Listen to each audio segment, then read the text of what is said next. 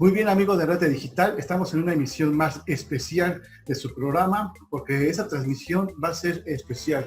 Tenemos un tema que tiene que ver con Venezuela, con Irán, este bloque que se ha formado entre dos países muy lejanos y una situación que tiene que ver con el envío de gasolina a ese país, ya que por el bloqueo, la pandemia y por la situación que se está viviendo actualmente en Venezuela, pues no tienen gasolina. Muchos han considerado que el envío de Irán de este combustible hacia este país latinoamericano puede ser un desafío hacia Estados Unidos. Sin embargo, son muchas interrogantes que tenemos respecto a esa situación que se ha estado viviendo en los últimos días. Para eso hemos invitado el día de hoy a Carlos Gabriel Torrealba, que es un venezolano, doctor por la Flaxon México, y queremos darte la bienvenida a este espacio, Carlos. No, gracias, muchas gracias, Oscar, muchas gracias a toda la audiencia de Enredate Digital. Espero todos estén bien a pesar de toda esta situación del COVID. Un abrazo para ti y para toda tu audiencia. Muy bien, Carlos, queremos preguntarte cuál es la situación que vive actualmente Venezuela. Hice un pequeño resumen respecto a la pandemia, hacia la falta de gasolina y no sé qué otras más situaciones adversas tiene el país latinoamericano. Sí, mira, como todo el tema de la pandemia y otras cosas, ¿no? Vinculadas, como tú dijiste, al asunto de las sanciones económicas impuestas por Estados Unidos, ha devuelto a Venezuela ahorita en 2020 a un escenario muy similar al que tuvo más bien como en 2016, ¿no? Cuando la crisis, digamos, era muy potente en términos de escasez de alimentos, de filas largas para distintas clases de productos. Y eso ya se había mejorado un poco gracias a una serie de medidas económicas que ha venido anunciando Maduro desde 2018.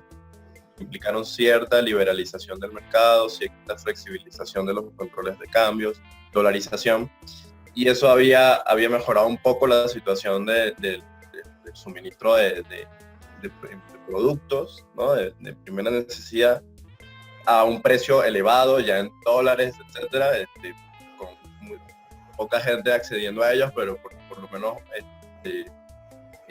disponibles, ¿no? Ahorita, en 2020, la situación se retrotrae un poco a esos escenarios de hace 4 años, y particularmente con la situación de la gasolina, que se están viendo filas enormes. La gente está, para llenar su tanque de gasolina, está pasando 1 a 2 días, ¿no? Tranquilo, en una cola madrugada, pernoctando.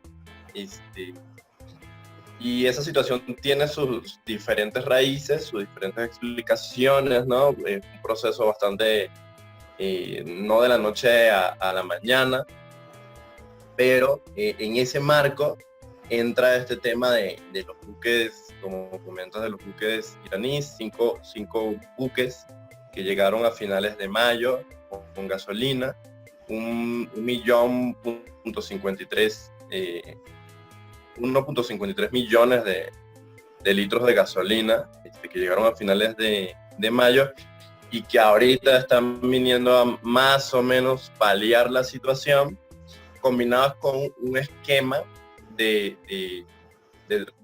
racionamiento o de pagos dual, ¿no? En el que tenemos un precio regulado en donde se ven las pilas, ¿no?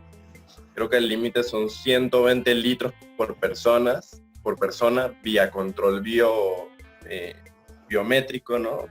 Tú tienes un consumo a precio regulado de 120 litros al mes.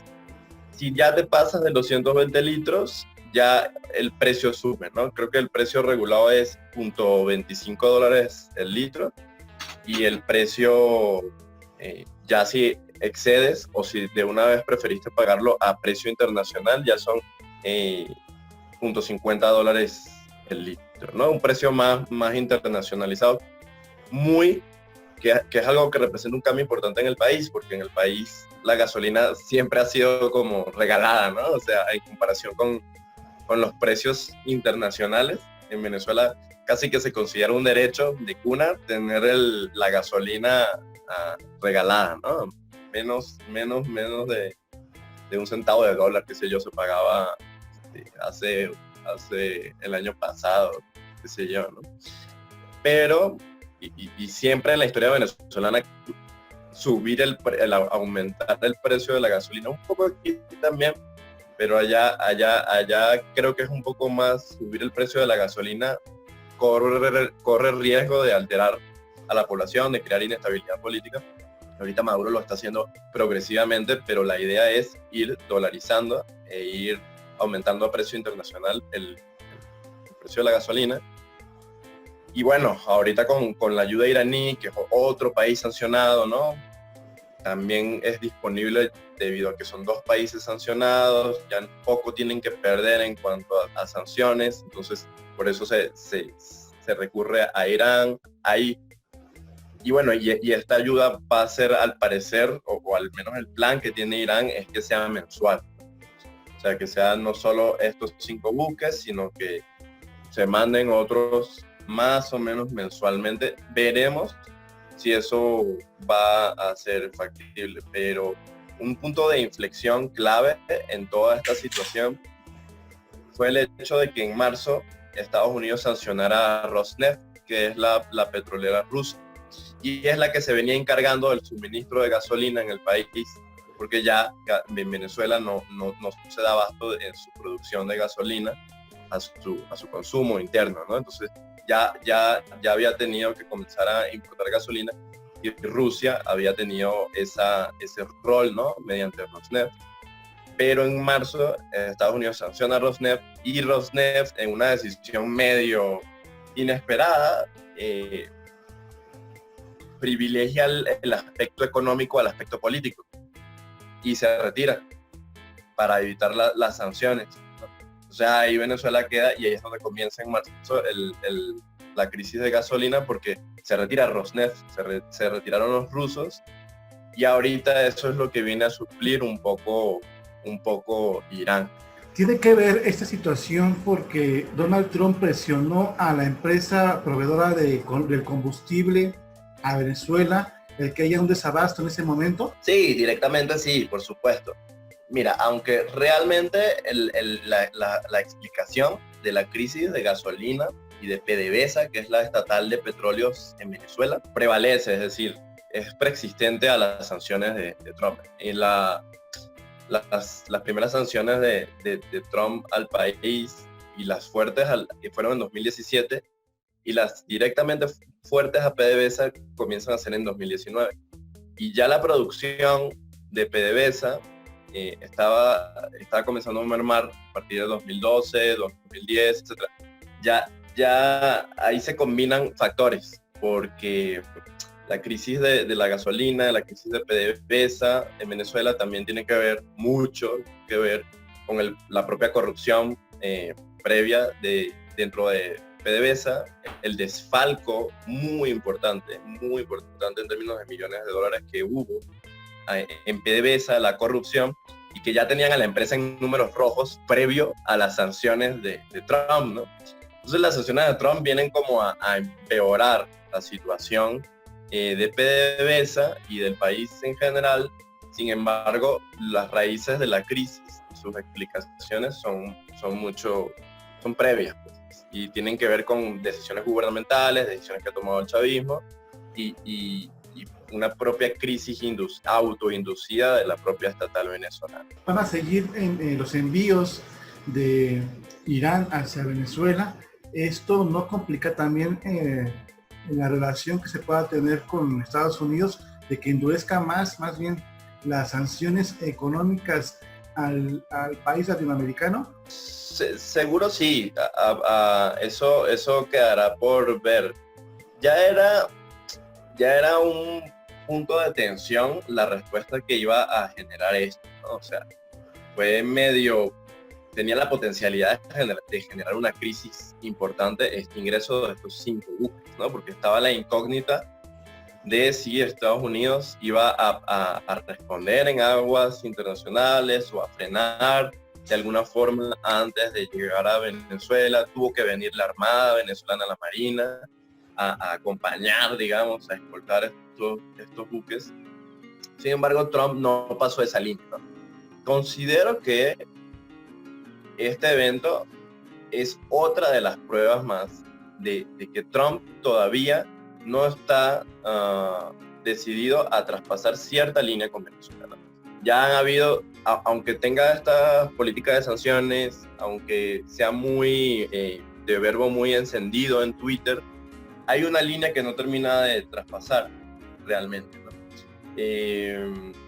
El ejemplo fue en 2019, en febrero, cuando Guaidó, detrás este intento de ingreso de ayuda humanitaria en Colombia, y que al día que hubo esta quema de los camiones, que después se probó que realmente la quema había sido accidental, pero que la oposición había magnificado esto para decir que había quemado el gobierno la ayuda humanitaria. Días posteriores, la oposición pide al Grupo de Lima y a Estados Unidos una acción más directa, ¿no? En función de, miren, ya el gobierno acaba de quemar esta ayuda humanitaria, claramente hay que buscar otro tipo de acción directa, ¿no? Y ahí el Grupo de Lima, Colombia, Estados Unidos dijeron, resuélvanlo con diálogo, con negociación, de forma democrática, no nos vamos a meter. Entonces, tiene que ver también con cierto discurso que le interesa a Trump, con su electorado de Florida, ¿no? El voto latino en Florida, hacer estos mítines, probar ser muy aguerrido con el caso venezolano. Sin embargo, han habido ciertas coyunturas que han demostrado que Trump todavía no está dispuesto a traspasar cierta línea de conflicto, ¿no?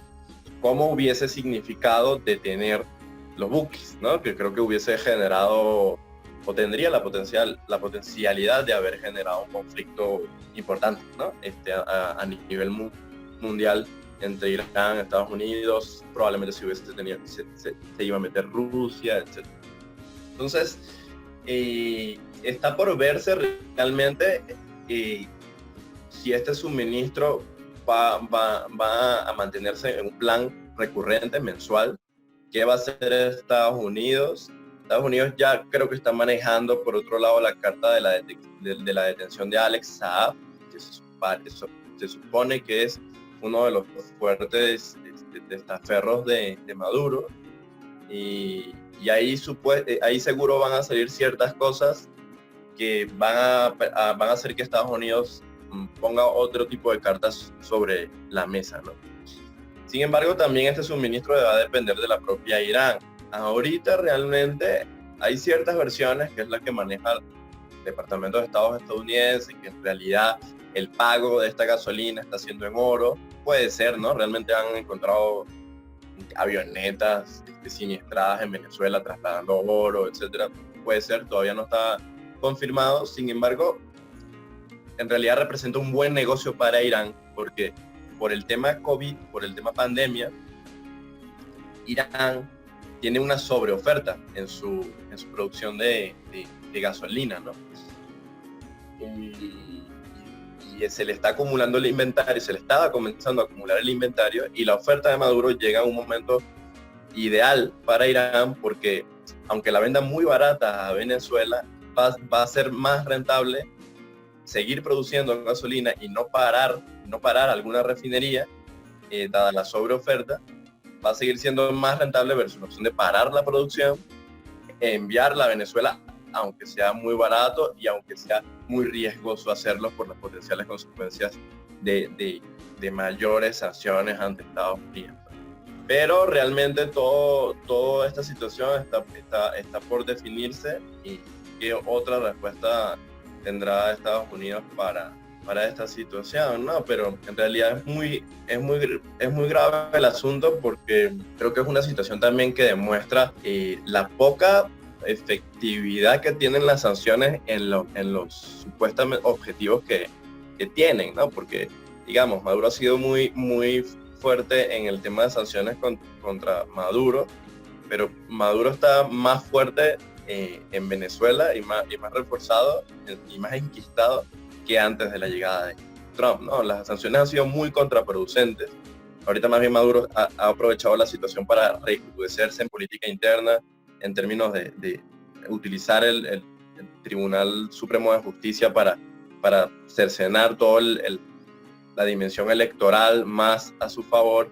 Entonces realmente creo que también esto es una situación que refleja que al final las sanciones no están logrando los objetivos deseados y más bien atornillan más a Maduro al poder y además tienen consecuencias muy deplorables para la población venezolana, que al final es la que es la más golpeada, ¿no? Con toda esta situación. Esto tiene que ver también con que Estados Unidos envía una orden de recompensa contra Nicolás Maduro. Fue nada más como un show mediático, una situación para que reforzar el poder a Maduro y decir que bueno, ya ven, el país yanqui lanza otro ataque contra él, acusaciones que tienen que ver con el narcotráfico en contra de el presidente de Venezuela. Entonces, ¿cómo queda esa situación? ¿Ya se borró del mapa esa recompensa? ¿Ya no nada más fue un show mediático? ¿O qué pasa realmente con esa declaración de Estados Unidos? Esa recompensa evidentemente forma parte, como te digo, de esa campaña evidentemente que tiene Trump versus Maduro, ¿no? Tiene diferentes objetivos porque lo que busca también es generar alguna clase de fractura interna en el chavismo, alguien que trate de dar información sobre cualquier clase de información, digamos, sobre el régimen venezolano. Y así pasó, ¿no? Creo que hubo dos o tres entregas de exfuncionarios de Maduro que se entregaron a la justicia estadounidense, que ya estaban vinculadas a la oposición en diversos tipos de ofensiva que se estaban gestando. Y más allá del impacto mediático que tiene esto de la recompensa por Maduro, era una forma de generar alguna clase de incentivo para informantes clave, ¿no? Porque bueno, Maduro en realidad no está prófugo. Si quieres a Maduro, lo puedes encontrar fácilmente en Venezuela, en Miraflores, en Fuerte Tiuna, e ir por él, ¿no? O sea, pero tenía más que todo este objetivo, ¿no? Y probablemente tuvo que ver con este ataque mercenario que hubo también hace unos meses en las costas venezolanas, de que se vieron mercenarios estadounidenses tratando de incursionar, que todo fue un fracaso, ¿no? Otra forma en que fracasa, digamos, la estrategia externa sobre Venezuela y quizás pudo tener que ver con eso, pero realmente lo que sí termina siendo más dañino son las sanciones como al país, ¿no? A PDVSA. Hay que ver todavía, se supone que su objetivo es que Maduro quiera negociar, ¿no? Se supone que Maduro diga, bueno, mira, sí voy a permitir unas elecciones libres, pero quítame estas sanciones, ¿no? Se supone que tratan de poner presión en un potencial esquema de negociación, pero en realidad poco han funcionado realmente. De hecho, lo que han hecho es más bien reforzar la dependencia que tiene Venezuela de China y de Rusia, y ahora más, y ahora si Rusia se elimina, o sea, si Rusia se fue, ahora lo que van a reforzar la dependencia de Venezuela es con el grupo de aliados sancionados, Irán, Corea del Norte. Entonces que va a tener probablemente consecuencias negativas para el propio país, porque estos países tampoco cobran muy barato la ayuda, ¿no? Y mientras más sea un país dependiente de grupos pequeños, digamos, más va a ser la oportunidad de que estos grupos pequeños abusen del propio país, ¿no? Entonces realmente las sanciones lo que han servido es para poner en Venezuela en las manos chinas y rusas, y ahora iraníes, y probablemente con el grupo de países sancionados, ¿no? a ser probablemente el futuro de las relaciones diplomáticas y de dependencia realmente de Venezuela. Un segundo tema que hablamos en introducción del programa tiene que ver con la pandemia. Actualmente hay poca información. Venezuela es uno de los países autoritarios en los cuales no sabemos hasta qué punto la información que dan a la OMS sea tan fidedigna o sea de algún modo tan cercana a la realidad. ¿Cómo ves la situación que pueda tener ahorita Venezuela para enfrentar la pandemia? Mira, en realidad es raro porque, como dices, ¿no? Venezuela, la respuesta que Venezuela ha tenido en términos de contención se asemeja más un poco a la China por este corte autoritario, ¿no?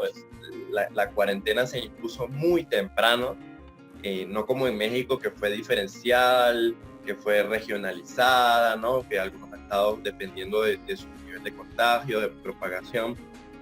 En Venezuela, ya con 10 casos, ya hubo cuarentena máxima, punitiva, además, utilizando el ejército, las fuerzas de seguridad, algo que en México sería un exabrupto, ¿no? Eso ayudó bastante a mantener unos meses al COVID contenido, ¿no? Incluso se combina con el tema de la crisis de la gasolina, porque la gente entonces tenía mandato de cuarentena obligatoria y punitiva, pero además por la escasez de gasolina tampoco que se podía salir mucho porque afectaba evidentemente el transporte público y el transporte personal. Entonces, y además toda la situación de aislamiento que ya tenía Venezuela con pocos vuelos, ¿no? Por el éxodo de las aerolíneas, sí, o sea, la escasa cantidad de vuelos, el cierre frecuente de fronteras, ya ponían a Venezuela en una situación privilegiada, entre comillas, ante la propagación del virus por lo aislada que estaba ya, ¿no? Tanto externa como internamente entre sí, ¿no? En Venezuela, por cuestiones de la propia inseguridad, ya funcionan toques de queda implícitos o tácitos, que la gente ya a las 7, 8 de la noche ya no hay gente en las calles, ¿no? Entonces, las propias circunstancias políticas, económicas, sociales de Venezuela hicieron que el virus se retardara mucho, ¿no? Y ya creo que hasta hace 15 días o 20 días habían como 30 casos nada más, 10 muertes. Ahorita va subiendo un poco más. Maduro se está dando cuenta que realmente la cuarentena que impuso es insostenible y comienza a flexibilizarla, y justamente la comienza a flexibilizar en el momento en que tendría que haber comenzado la cuarentena, ¿no? Porque creo que en Venezuela comenzó la cuarentena obligatoria demasiado temprano, y ya eso está teniendo sus consecuencias en que ya comienza a ser insostenible y ya se comienza a flexibilizar, pero los casos van aumentando, ¿no? Pero sí, es decir, todavía está en una situación favorable respecto al virus, porque los servicios de salud, que son muy precarios, que ese es el riesgo realmente de que Venezuela tenga un final de año peligroso en términos del COVID, es que su sistema de salud es muy precario. Entonces, eso también justificaba una cuarentena tan fuerte, pero por ahora no se ha saturado, pero digamos, esto no hay garantía de que esto siga pasando en los próximos días o meses. Está el pico más alto como en toda Latinoamérica. Referente a la situación que se llegue a pasar, no tienen los instrumentos médicos o hospitalarios para tratar esta enfermedad. ¿Han seguido las recomendaciones de la OMS? ¿O al tanto cómo ha estado la OMS o qué información tiene referente a la situación en Venezuela? Mira, realmente algo positivo que pasó en el sentido de la cooperación internacional sobre el tema es el hecho de que Maduro y Guaidó firmaron un acuerdo para que la Organización Panamericana de la Salud gestionara un poco, ayudara a gestionar el asunto COVID en Venezuela. Eso es medio inédito, porque justamente Maduro se ha encargado de expulsar muchos organismos internacionales en todos los sectores, en todos los temas, salud, educación, derechos humanos, etc. Pero esto pasó, ¿no? Y Maduro aceptó que era una de las grandes preocupaciones, digamos, de los sectores de la sociedad civil venezolana, porque, o sea, en términos de ayuda humanitaria que requiere el país y dejársela en manos de Maduro, no garantiza, digamos, que eso vaya a impactar realmente en la población, ¿no? Porque es lo que ha pasado con el control militar y el de los alimentos y la gasolina ahorita, ¿no? Porque la situación de escasez lo que genera es incentivos para que los militares hagan tratos de corrupción y discrecionalidad con todos los productos que han escaseado en el país. O sea, ahorita con la gasolina pasa mucho porque la cobran en dólares, entonces además tienen una fila paralela para los panas, ¿no? Entonces, realmente ya la gasolina escasea y además se desvía en redes de corrupción que solo favorecen a los amigos de Maduro. Y eso ha pasado con los alimentos y pasa con todo lo que escasean en el país, ¿no? Que en realidad tiene el potencial de quedarse en las redes de corrupción y no impacta realmente a la población. Y esta era una preocupación con el tema COVID y con el tema de los recursos que se podían tener de ayuda humanitaria. Pero Maduro aceptó a que la OPS, a que la Organización Panamericana de la Salud, gestionara los recursos y los administrara, o sea, que no llegaran a las manos de los militares que realmente tenían riesgo de no impactar en la población realmente, ¿no? Entonces esto es una buena noticia, claramente, pero todavía está por ver si va a ser suficiente o si necesitaremos otro tipo de cooperación internacional, sobre todo por el tema de migración, porque eso es un tema muy grave ahorita, acuciante, muy apremiante, porque con todo el impacto económico que ha tenido en Sudamérica, la migración venezolana ha quedado muy golpeada y se ha visto desempleada, y son los que más se han visto afectados los migrantes venezolanos en la crisis económica COVID en Sudamérica. Entonces muchos de ellos están buscando regresar, digamos, de decenas de miles de personas regresando, y que ahorita el gobierno ha manejado muy mal la situación porque entonces los revictimiza, cerrando las fronteras y haciendo que pasen cuarentenas de hasta 30 días en la frontera. Entonces los canales humanitarios en la frontera en Venezuela están digamos, saturados. Entonces realmente también va a necesitarse mucha cooperación internacional sobre Venezuela, no solo para la gestión interna, como lo que ya se está haciendo con OPS, sino para el asunto migratorio, ¿no? Porque la situación es grave y la cantidad de vuelos de repatriación superan a lo que puede hacer el gobierno venezolano, y ya los migrantes han tenido que recurrir a los propios países receptores para que traten de dar alguna ayuda con los vuelos de repatriación. Entonces es bastante complicado y ahí va a necesitarse también mucho apoyo. La relación que tienen con su país vecino, que es Colombia, por esa pandemia se ha recrudecido, esa situación ha sido más tensa o aterciopelada la relación. La relación con Colombia es bastante tensa, ¿no? Y con toda esta situación de la vinculación que va a tener Venezuela a partir de ahora fuerte con los países sancionados, que están en lista de terrorismo, etcétera, seguro se va a recrudecer, porque ya se están regando versiones de que Irán está montando servicios de espionaje, de que todo es una trama para esto.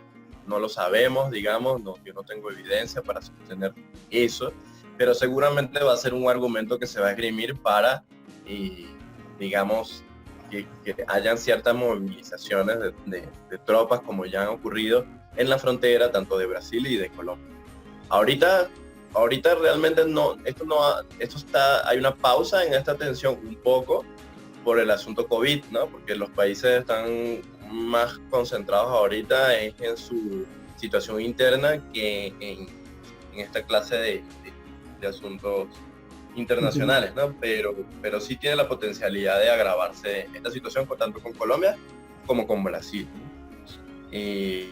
Y sobre todo, más más ahorita porque en Venezuela vienen elecciones de parlamentarias, de Congreso, y Maduro ha dado un paso más en el tema de la autocratización, porque hace días recientes el Poder Judicial, afín a Maduro, designó de la nada rectores electorales para tener un poder electoral también afín, y además el Poder Judicial haciendo un juego ahí de incentivos, digamos, de corrupción con algunos disidentes de los partidos de oposición.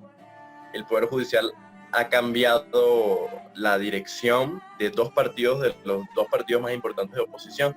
Entonces, Maduro desde hace un tiempo anda confeccionando su oposición leal, o sea, andar hasta haciendo que personas designadas por él se vayan a encargar ahora de los partidos de oposición.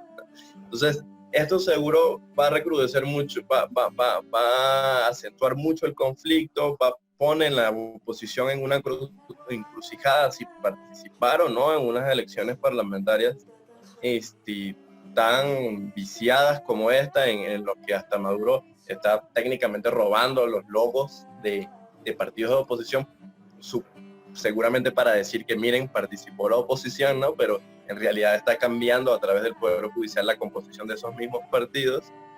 Entonces, esto seguro va a dar más incentivos a la oposición venezolana para situar el conflicto en la arena internacional. Eso a mí particularmente estoy en desacuerdo con eso. Creo que la oposición en Venezuela tendría que concentrarse en la política interna y en las opciones realmente políticas que hay, de negociación, etcétera. Esto es muy difícil porque realmente Maduro no ha mostrado ninguna clase de disposición para esto, pero seguro esta situación que está pasando ahora con las próximas elecciones parlamentarias va a hacer que la oposición tenga más incentivos para situar el conflicto en la arena internacional, dada la clausura en la arena interna, y aquí va a jugar un papel importante el Grupo de Lima, Colombia. Entonces las tensiones seguro se van a acrecentar internacionalmente. ¿Y Guaidó dónde queda ahorita? ¿Qué situación tiene él? Como sigue siendo líder de la oposición, sigue siendo el presidente de Venezuela, sigue siendo un títere de Estados Unidos? ¿Cuál es la situación de este personaje antagónico de Maduro? Bueno, Guaidó ahorita realmente está contra la espada y la pared por amigos y enemigos, ¿no? El panorama que yo le veo a Guaidó no es alentador, sobre todo después de las elecciones y cuando se instale un nuevo Congreso en enero de 2021, porque ya no va a tener como ese locus que entraba como presidente de la Asamblea Nacional. Entonces, ahí probablemente a partir del año que viene, si se concreta una victoria abrumadora como la que ya está confeccionando Maduro, al excluir a la oposición o al diseñar una oposición a su medida para estas elecciones, seguro a Guaidó una de las opciones que le va a quedar es el exilio. Entonces, bueno, ahí va a comenzar este juego de presidente en el exilio, que va a ir disminuyendo probablemente su liderazgo, sobre todo si opta por esas vías, ¿no? Realmente hubo ciertos puntos de inflexión en la evolución de su liderazgo en los que tenía mucha aprobación, no solo en el sector opositor, sino en el sector incluso que no se identifica con chavismo u oposición. Sin embargo, eso se fue disminuyendo por buenas jugadas del chavismo, por errores propios. Ahorita, en estos momentos, pudo ganar un poco más de legitimidad con este acuerdo que se logra con Maduro para la gestión del COVID mediante Organización Panamericana de la Salud. Su nombre ahí gana un poquito más de legitimidad gracias a este acuerdo, pero hasta ahí, ¿no? Pero realmente la pérdida de legitimidad que ha tenido es sobre todo en los sectores duros de la oposición, que en realidad le atribuyen a su figura el que Maduro siga donde está, cuando particularmente, en mi opinión, realmente el que ha fallado es Trump, ¿no? Incluso Trump ha saboteado directamente cuando Guaidó ha optado por política interna, cuando Guaidó ha optado por negociaciones, diálogos con Maduro y se han hecho acuerdos importantes. Trump arremete con medidas unilaterales para minar ese diálogo. Se dice, ciertos analistas dicen que no es para minar, sino es para tener más cartas sobre la mesa, pero en realidad el efecto que tienen es que Maduro se ha salido de las mesas de negociación. Entonces realmente la relación Trump-Guaidó en realidad no es la más armoniosa. O sea, mucha gente lo ve como un títere, sin embargo son aliados que tienen autonomía relativa e intereses que muchas veces se han visto en calles totalmente distintas. Y sí, o sea, en realidad Guaidó, el futuro no es alentador, pero particularmente pienso que si ha fallado su estrategia es porque en este juego de política interna, política externa, de presión externa, presión interna, en este juego de mantener contactos a las alas más radicales de la oposición que casi que piden intervención estadounidense y escuchar a la población venezolana que realmente le gusta mucho el juego democrático, votar, negociaciones, etcétera. Y hay datos que reflejan, encuestas que reflejan eso.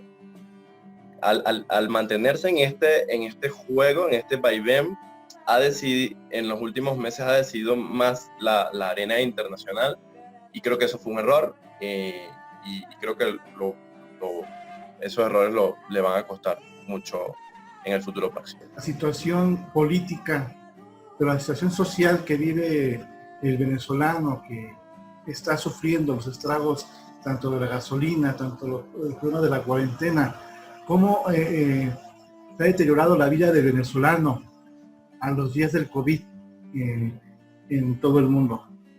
Bueno, una precisión muy importante la que dices en todo el mundo, porque sí, con la migración venezolana que llega a 4 millones de migrantes en 4 años, casi 10% de la población venezolana, hay que hacer esta aclaración de que realmente es en todo el mundo.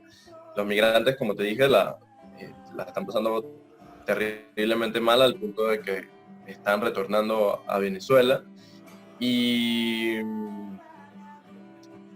los que están en Venezuela, bueno, o sea, una raya más para el tigre, ¿no?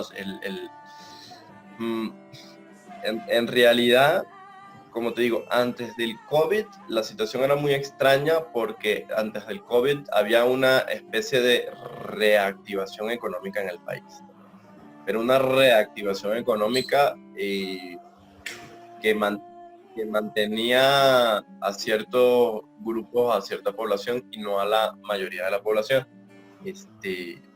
Esta reactivación fue porque se flexibilizaron el control de precios, se flexibilizó el control de cambios en divisas y se permitió el comercio de dólares. De hecho, ya ahorita tú vas a Venezuela y ya muchas cosas se transan en dólares, ¿no? Incluso un hot dog, un perro caliente que te puedes comer en la esquina, una arepa, dólares, ¿no? El súper en dólares. Y esto hizo que diera una ilusión, una apariencia de reactivación, que muchos pequeños negocios comenzaron a surgir vendiendo cosas en dólares. Digamos, se reinauguró un hotel importante que queda en el Ávila, se le dio al Marriott y se reinauguró. Entonces Maduro empezó como una especie de giro neoliberal en el que comenzó a privatizar, en que hubo flexibilización económica y todo se estaba comenzando a reactivar en apariencia, pero golpeando mucho a la población que no gana en dólares. Hay productos en dólares, pero entonces la población que percibe moneda en dólares es un porcentaje 25-35%, ¿no? Entonces, realmente el resto de la población que sigue ganando en bolívares, pues está muy golpeada, ¿no? Muy, muy golpeada. Ahora con el COVID hubo un revés en esa apertura económica porque volvieron los controles de precios, volvieron la regulación, ¿no? De un revés en esa especie de giro de apertura económica porque volvió el control sobre precios, sobre productos, sobre mercancías, ¿no? Pero eso es por COVID, ¿no? Yo soy de los que creo que realmente pasando la pandemia, va a haber una continuidad en esta apertura económica, en este giro neoliberal de Maduro. Y ya se está viendo un poco con la gasolina, porque la gasolina ya poco a poco se está cobrando a precio internacional, ¿no? Y en dólares. Entonces, pero en el interín, los venezolanos te digo que son los que lo pasan peor, ¿no? Porque ya la pasaban mal previo a sanciones, con sanciones se empeoró la cosa, esto siempre lo enfatizo yo, no hay que echarle la culpa de la crisis enteramente a las sanciones, las sanciones con 2017 y la crisis fuerte en Venezuela comienza a verse en 2013, ¿no?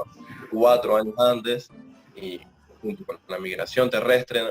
Entonces, pero las sanciones definitivamente empeoran la situación y entre todos estos reajustes internacionales, golpes entre potencias, entre Rusia, China, Estados Unidos, Irán ahora, el gran perjudicado es el venezolano de a pie, ¿no? Porque entonces, como te digo, ahorita con lo que hizo Irán, en todos los edificios del gobierno es algo muy potente de ver, pero en los edificios del gobierno está colgada la bandera de Irán al lado de la de Venezuela, ¿no?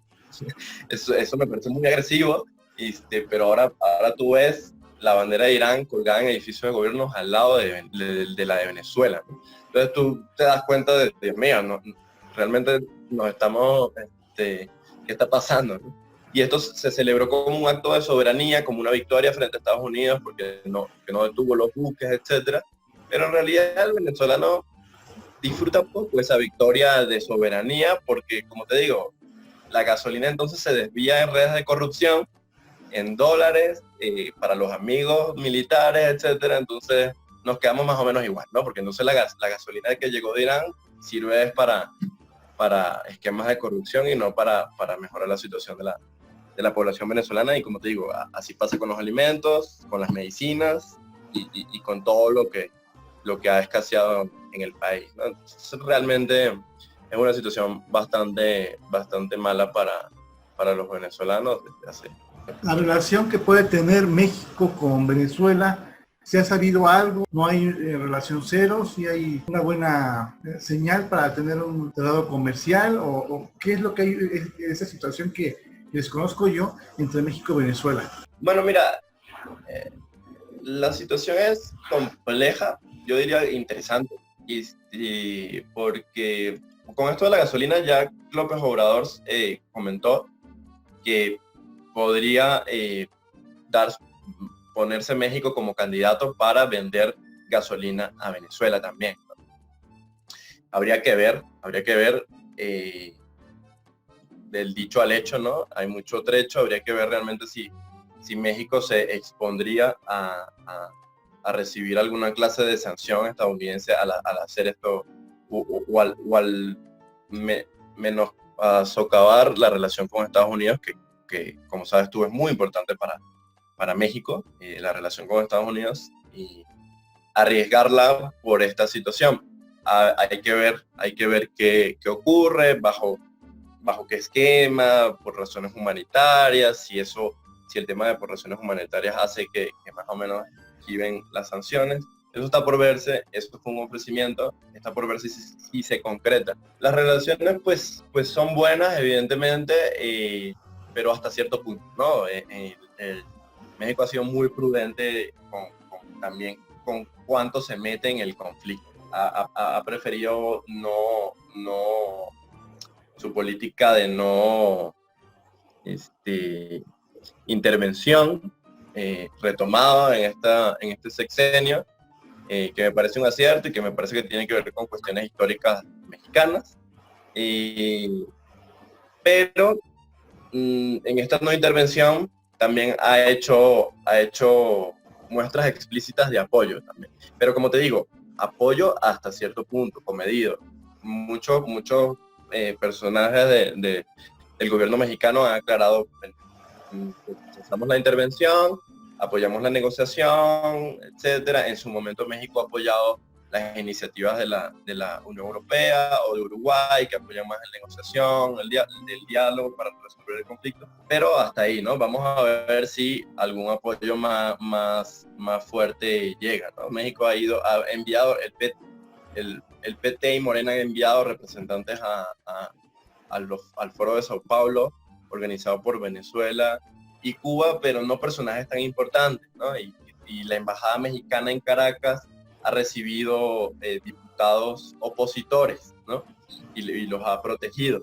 Entonces, es una relación compleja, es una relación que ha tenido muestras de solidaridad con el gobierno venezolano, pero hasta cierto punto, pero también ha tenido muestras de solidaridad con la causa opositora en Venezuela, y se mantiene en esa no intervención y bueno, dar algún apoyo a tanto opositores y a agentes gubernamentales. Pero está por verse si esta situación con la gasolina hace que México ya dé un salto un poco más concreto en el apoyo directo a Venezuela, arriesgando, digamos, su relación con Estados Unidos, que hasta ahora se ha mantenido muy prudente en ese.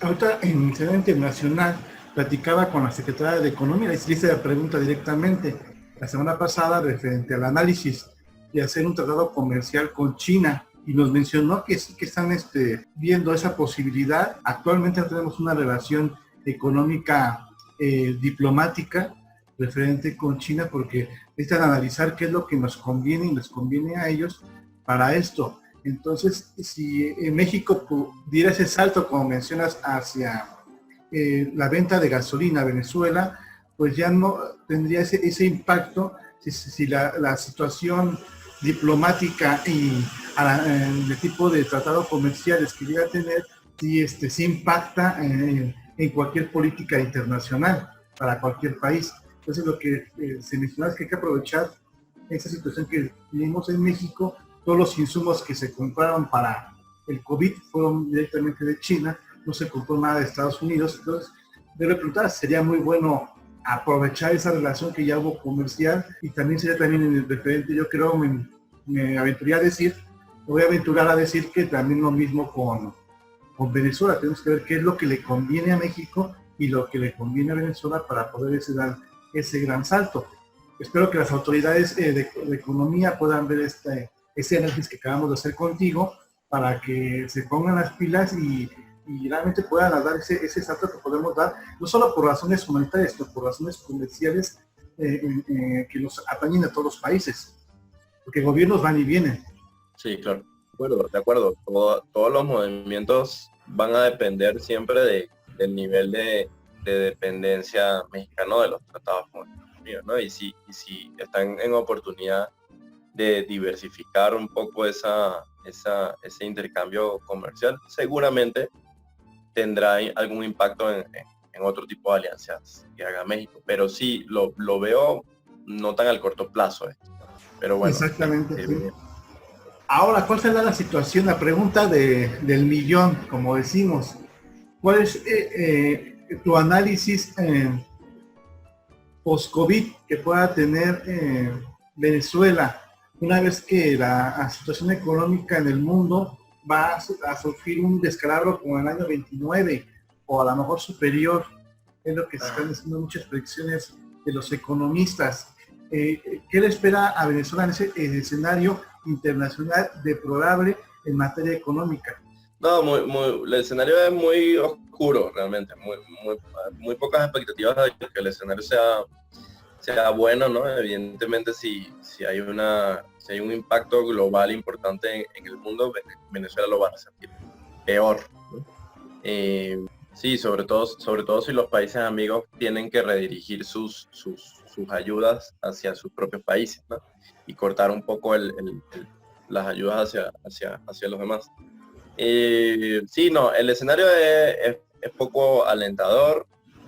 Muy probablemente, muy probablemente vaya a retomarse en Venezuela esquemas de regulación de productos de primera necesidad como te digo, como en 2013, como en la época de 2013 a 2016, 2017, como esos 4 años que fueron de crisis muy aguda, probablemente vaya a volverse a ver en Venezuela. Como te digo, ya la crisis, o sea, ya la crisis venezolana en esos años, 2013, 2018, digamos, en esos 5 años, llegó tocó ciertos fondos. O sea, en realidad yo creo que por más que le pega a los países, nunca van a llegar al punto Venezuela 2013-2018. Nunca. O sea, en esa época, realmente fue una crisis sí, muy, muy fuerte, ¿no?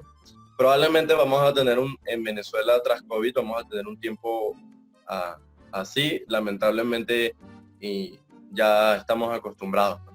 Y seguramente vendrán acompañados con autocartización política, este, y algún esquema de regulación en los productos, porque pueden llegar a escasear. Y te digo, lo veo probablemente un tiempo muy parecido a esos 5 años.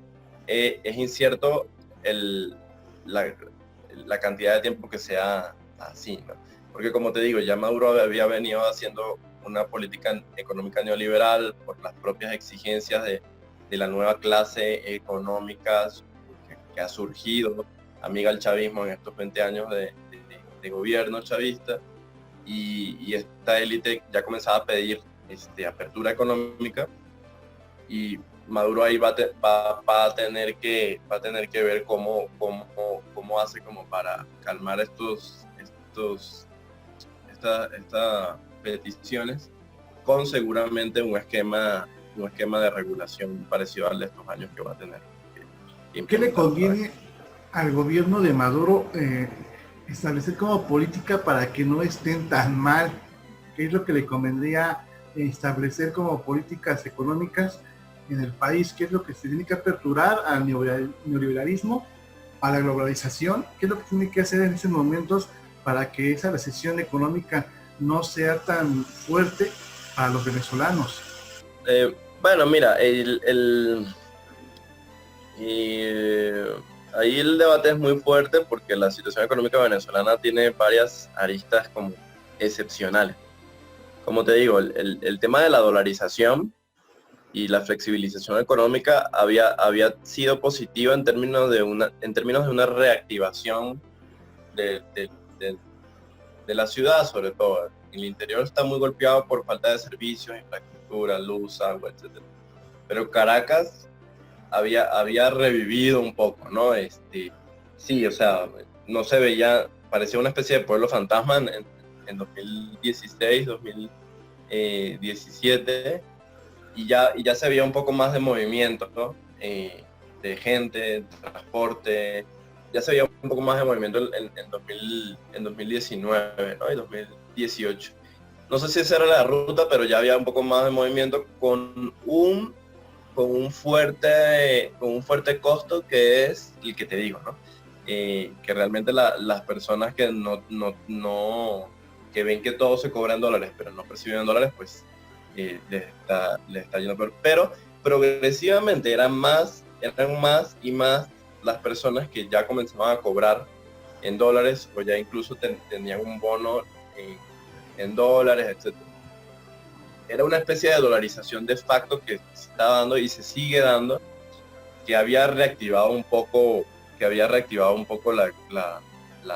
la economía en Venezuela. Medio contradictorio porque, bueno, es dolarización y se supone que es una revolución, etcétera, pero eso más o menos es lo que le había servido a Maduro, con un fuerte costo de su propia base política, porque pues, evidentemente el activismo chavista de base ve que Maduro comienza a privatizar, ve que Maduro comienza a dar cuestiones neoliberales, ¿no? A privatizar ciertas empresas estatales de distribución de alimentos, y si dice, oye, ya va, ¿no? A ver, se supone que nosotros somos de izquierda, lo que sea, y sí tenía este costo de perder más apoyo popular del que ya tiene perdido Maduro en el país, pero es lo que más o menos le estaba funcionando. Veremos, digamos, qué esquema combinado entre esta flexibilización y regulación que va a tener que hacer por lo que sea, surge, pero como te digo, muy probablemente vayamos a tener un tiempo muy parecido a 2016, 2013, esa época, ahorita otra vez. Pues muy bien, Carlos, agradecemos mucho tu análisis que tiene que ver con la situación en Venezuela, la situación con la entrega de gasolina por parte de Irán a ese país latinoamericano, y pues van a seguir llevando la gasolina porque le conviene a ambos países esta relación endeble, por así decirlo. Entonces agradecemos. Si hay una información que llega a surgir internacional, te contactamos para poder platicar y nos expliques, para que todo el público latinoamericano que nos escucha, hispanohablante también, sepa un poco la situación que se vive en aquel país, porque tenemos muy poca información referente a ello. Agradecemos enormemente esas palabras que nos has dedicado, y esperemos que la situación del venezolano pues mejore y que ese tipo de análisis llegue a los oídos de las autoridades venezolanas, ¿no? Y estadounidenses y mexicanas, para que flexibilicen un poco, porque las políticas son entre ellos, pero los que reciben los embates de las decisiones de los jefes de Estado, pues es la población en general, cobra en bolívares. Entonces queremos que esa situación pues no se agrave contra ellos. Un abrazo allá a la distancia a Venezuela. No, bueno, gracias Oscar, gracias Enrédate Digital por la invitación. Evidentemente siempre estoy a la orden, y nada, a ti y a los mexicanos, las mexicanas, ¿no? Que tengo el gusto de vivir en este país desde los últimos casi 6 años. Estamos viviendo esta situación juntos, y toda la gente, digamos, que ha tenido alguna pérdida por COVID, pues toda la solidaridad y mucha fuerza, porque pues, evidentemente aquí en México también pasan muchas cosas graves. También el impacto de la pandemia está pegando y va a pegar, y bueno, en realidad a todos les mando un abrazo y mucha fuerza para todo lo que viene. Carlos, nada más menciónanos tus redes sociales y tu método de contacto, por si alguien quiere hacerte una pregunta, un correo electrónico, o cómo podemos encontrarte. Sí, estoy por Twitter, como CG-Torrealba, CG-Torrealba, y en Facebook y en Instagram igual, ¿no? Como CG Torrealba. Muy bien, amigos de Enrédate Digital, les pedimos esta emisión. Estuvo con nosotros analista internacional, graduado por la Flaxo México, Carlos Gabriel Torrealba. Muy buen programa acerca de esta situación que se vive del COVID-19 a nivel internacional, y Venezuela y México no somos ajenos a ello. Agradecemos tu participación y que tengas buena tarde. Gracias, Oscar, un abrazo a todos. Muy bien, información para compartir.